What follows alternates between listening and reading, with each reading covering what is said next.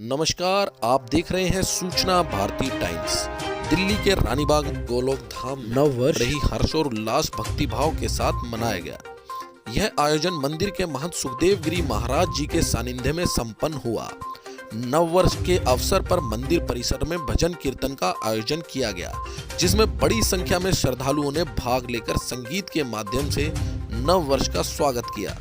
इस अवसर को और भी खास बना दिया महंत सुखदेव गिरी महाराज जी के जन्म दिवस ने, जो नव वर्ष के दिन ही पड़ता है। श्रद्धालुओं ने महाराज जी को श्रद्धा सुमन अर्पित कर जन्मदिन की शुभकामनाएं दी।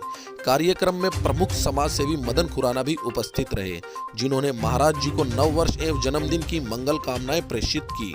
पूरे आयोजन के दौरान मंदिर परिसर में भक्ति रस और उल्लास से सराबोर नजर आया। कामनाएं और जन्मदिन की भी हार्दिक शुभकामनाएं सूचना भारती टीम की तरफ से। जी बहुत बहुत धन्यवाद आपके चैनल का। आज आपका जन्मदिन है। हाँ। नए साल का प्रारंभ है। हाँ। नया साल शुरू हो रहा है और आपका जन्मदिन है। काफी लोग आपको बधाई देने के लिए उपस्थित हुए हैं। हाँ। इनका आप कैसे धन्यवाद करें? देखिए, ये सभी आप लोगों का प्रेम है। शायद मैंने यहाँ 2-3 साल में आप लोगों से व्यवहार किया है, अच्छा लगा शायद, और वो व्यवहार हमारे सद्गुरुदेव भगवान की कृपा से हमको प्राप्त हुआ, माता पिता के संस्कारों से प्राप्त हुआ। माता पिता का योगदान तो है, लेकिन बहुत अधिक योगदान नहीं है, क्योंकि मैं 5 वर्ष का घर से चला गया, लेकिन जो भी योगदान है गुरुजनों का है। बाकी मैंने एक छोटा सा परिवार त्यागा, जिसमें 2-4 भाई बहन थे, एक माता पिता थे। मेरे को आज हजारों माएँ मिल गई हैं, हजारों बहन मिल गई हैं, और एक माता पिता को त्याग कर मेरे को कहते त्यागा शांति अनंतरम, शांति भी मिलती है, और जितना आप त्यागते हो उसका 2 तिगुना 4 मिलता है, और आप सब लोग उसको चरितार्थ कर रहे हैं। महाराज जी, आपने एक बहुत छोटी सी उम्र में इतनी ख्याति प्राप्त कर ली, और आप इतने अच्छे आपके सहयोग से काफी समाज सेवा भी की जा रही है, उसके बारे में आप क्या कहें? देखिए, मेरा मूल उद्देश्य है कि वैदिक सनातन हिंदू धर्म का सिद्धांतिक जो दृढ़ स्तंभ है वो दृढ़ रहे, क्योंकि आज के समय में धर्मांतरण बहुत जोरों शोरों से चल रहा है। आप लोग कहते हैं अभी बंगाल में इतनी बड़ी घटना हुई, लेकिन लोग कहते हैं कि अरे बंगाल है, वो तो दूसरा देश है। मैं अपने भारत देश की घटना आपको बताऊं। पंजाब में एक हिंदू लड़की के साथ में 9 साल की लड़की के साथ में बलात्कार हुआ, वो लड़की मर गई, और एक क्रिश्चियन व्यक्ति आता है मंच पर, हजारों लोगों के सामने खड़े होकर कहता है कि अगर ये व्यक्ति क्रिश्चियन धर्म अपना लेता है तो हम इसको कुछ नहीं होने देंगे। आप कौन से देश में रह रहे हो? आप क्या कर रहे हो भाई साहब? क्या चल रहा है? हमारे सारे नेता क्यों कुछ नहीं कह रहे हैं? क्योंकि वहां पर एक व्यक्ति से मैंने कहा कि भाई मेरा एक चेला है, वो बहुत उसके लोग हैं उससे जुड़े हुए। मैंने कि चलो एक आंदोलन करते हैं पंजाब में, ये खत्म होना चाहिए। वो कहता है गुरुजी मैं नहीं कर सकता। मैंने कि क्यों? बोले मेरे 15,000 वोट क्रिश्चियन हैं, मैं अगर ये करूंगा तो मेरे को वोट नहीं मिलेंगे। तो इसको आप किसी पार्टी के माथे पर नहीं रख सकते, किसी की बीजेपी करेगी कि आरएसएस करेगी, नहीं, हिंदू करेगा। और हिंदू धर्म कब बचेगा? जब आप धर्म पालन करेंगे। हिंदू राष्ट्र से परिकल्पना क्या है आपकी? आपको ये देखना पड़ेगा। अब बागेश्वर धाम की अलग परिकल्पना है। देखिए ठीक है, वो अच्छा काम कर रहे हैं, लेकिन मैं उनसे सहमत नहीं हूँ। आपने इतनी बड़ी यात्रा निकाली दिल्ली से लेके वृंदावन तक, क्या अब अर्थ निकला उसके? गौ हत्या रुक गई क्या? एक कानून बदल गया क्या? एक कानून हिंदुओं के पक्ष में हो गया क्या? कुछ बदला क्या? नहीं, कुछ हा हल्ला हो गया, और थोड़ा पैसा हो गया, और लोगों का समय चला गया। उससे क्या बदला, क्या निकला? मुझे लगता है कि जो हिंदू राष्ट्र की परिकल्पना है, उसका जो उनका रोड मैप है उसको क्लियर करें कि भाई हिंदू राष्ट्र होगा तो वो कैसा होगा हिंदू राष्ट्र, उसके बारे में उनको बताना चाहिए। आप जनता को हमारे चैनल के माध्यम से क्या संदेश देना चाहते हैं? मैं जनता को यही संदेश देना चाहता हूं कि अपने कर्तव्यों का पालन करें, क्योंकि कर्मण्येवाधिकारस्ते मां फलेषु कदाचन मां कर्म फल हेतुर्भुर्माते संगोस्त कर्मणि। भगवान कहते हैं नियत कर्म तो करना ही पड़ेगा, कर्म के बिना संन्यास हो नहीं सकता। तो पहले कर्म करो। जैसे कि कोई व्यक्ति कहता है कि मैं लड्डू नहीं खाता, अरे जीवन में उसको लड्डू मिला ही नहीं, वो जंगल में रहा। अरे लड्डुओं की थाली रखी हो और अपने मन पर कंट्रोल करके कहे कि मैं लड्डू नहीं खाता, तब वो त्याग है। पहले बहुत अच्छे से मेहनत करके अपने जीवन में कुछ प्राप्त करो, कुछ कमाओ, और उसके बाद में लोगों में बांट दो, अथवा जो भी हो उसका सदुपयोग करो, कर्तव्य करो, धर्म पूर्वक कमाओ, नियम पूर्वक कमाओ। यही है, अपने धर्म को मत छोड़ो। और आपको बहन जी सभी को नए साल की नव वर्ष की बहुत बहुत आप शुभकामनाएं। महाराज जी को जन्मदिन की शुभकामनाएं देने आए हैं, इस बारे में आप क्या कहेंगे? किस तरह से आप शुभकामनाएं देना चाहते हैं? मैं तो सुखदेव गिरी महाराज जी से मेरा परिचय कई साल पहले हुआ।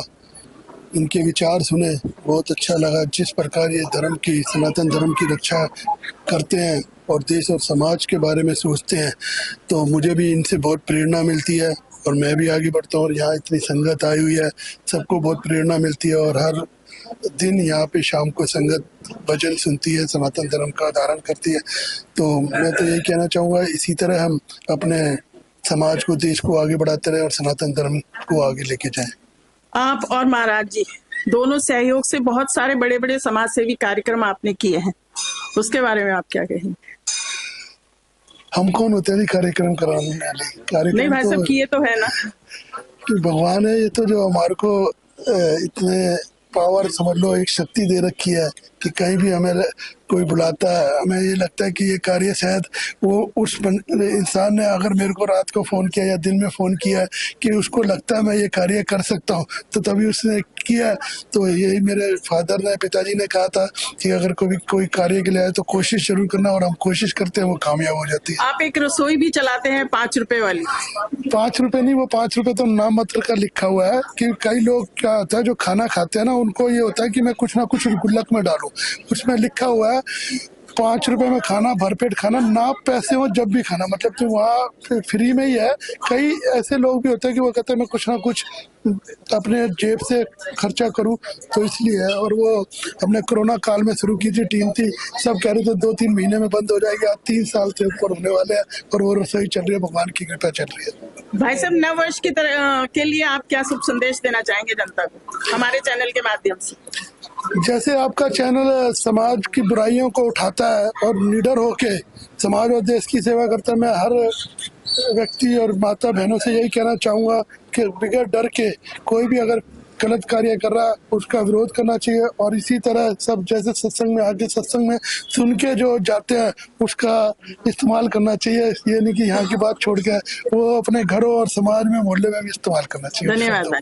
महाराज को क्या कहेंगे, क्या संदेश है अपने हिंदू समाज को, क्या संदेश देना चाहते हैं? देखो, बात ये बताओ, पाकिस्तान का बंटवारा क्यों हुआ? ये सारा मुल्तान समाज है। कहाँ से आया? पाकिस्तान से आया। हम आज तक शांत हो जाइए थोड़ा, 2 मिनट। आज तक हम मुल्तान शब्द नहीं छोड़ पाए हैं, ठीक है? आज तक हम मुल्तान शब्द नहीं छोड़ पाए हैं। ये हमारे हृदय में प्रेम होता है किसी भी चीज के लिए, लेकिन उनके हृदय में प्रेम नहीं है। पाकिस्तान इसलिए लिया गया कि भाई हम अलग रहेंगे, हम इनके साथ में नहीं रह सकते। तो आप यहाँ खाक छिल रहे हैं, आप रह क्यों रहे हैं? पहली बात तो। दूसरी बात है कि आप उनके सिद्धांतों को देख लीजिए, उनसे ही पूछ लीजिए, वो स्पष्ट बता देंगे। उनका 1500 साल में वो 56 देश बना लिए, क्योंकि वहां पर कट्टरता है, वहां पर निडरता है कि नहीं, जैसे भी हो कि वो साम दाम दंड भेद से काट के पीट के कैसे भी हो अल्लाह को जबरदस्ती मनवाया जाता है। जबकि भगवान ऐसा नहीं, भगवान ने स्वतंत्रता दे रखी है, मानवता की। देखेंगे अगर भगवान चाहता तो यहाँ की नस बंद कर देता, बोलने की, कान की नस बंद कर देता, या तो मेरे को प्रणाम करेगा या फिर बोल नहीं पाएगा। लेकिन भगवान स्वतंत्रता देता है, जबरदस्ती नहीं। और वहां पर जबरदस्ती है कि तुम अल्लाह को मानो, तो ये कट्टरपन है और कुछ नहीं है। सर, जन जागृति की आज के समय में जरूरत है, धर्म पालन करने की जरूरत है। मैं आपसे एक ही संदेश आखिरी पूछना चाहूंगा। जो एक बात चल रही है कि लव जिहाद पे लोग बहुत बड़ी डिबेट होती है, उसको आप कैसे देखते हैं? आजकल की बहन बेटियों को क्या संदेश देने की जरूरत है? भाई साहब, बात ऐसी है कि वहां पर ना उनको ट्रेनिंग दी जाती है कि आपको कैसे बात करनी है, कैसे बात करनी है। ये माँ बाप को देखना पड़ेगा। लोग मेरे को बोलते हैं कि आप क्यों नहीं बोलते इन सब विषयों में। मैं बात बताऊं क्या है, मैं अपने घर की बेटी को अगर सुंदर शिक्षा दूं ना, देखो भाई साहब, ये कोई तरीका नहीं होता है कि उसका लड़का तो शराब पीता है, उसका लड़का तो गांजा पीता है, मेरा तो बीड़ी ही पीता है। ये छूट जो दे देते हैं आजकल माँ बाप। एक माँ बाप को फोन किया मैंने कि तुम्हारा बच्चा गाली दे रहा था। वो कह रहे महाराज जी दूसरा लड़का दे रहा होगा इसलिए मेरा बच्चा गाली दे रहा था। अबे मूर्ख हो क्या है? मेरी माँ होती तो बोलती इसको घर भेजो, मैं इसको पीटूंगी, कस के पीटूंगी। वो बात होती है। माँ बाप को ध्यान देना पड़ेगा।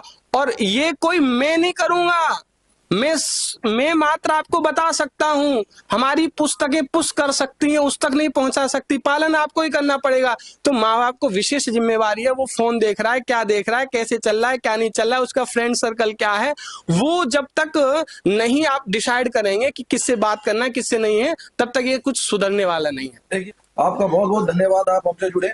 पुनः आपको फिर से एक बार जन्म दिवस की हार्दिक शुभकामनाएं और नववर्ष की भी आपको हार्दिक शुभकामनाएं। बहुत बहुत धन्यवाद।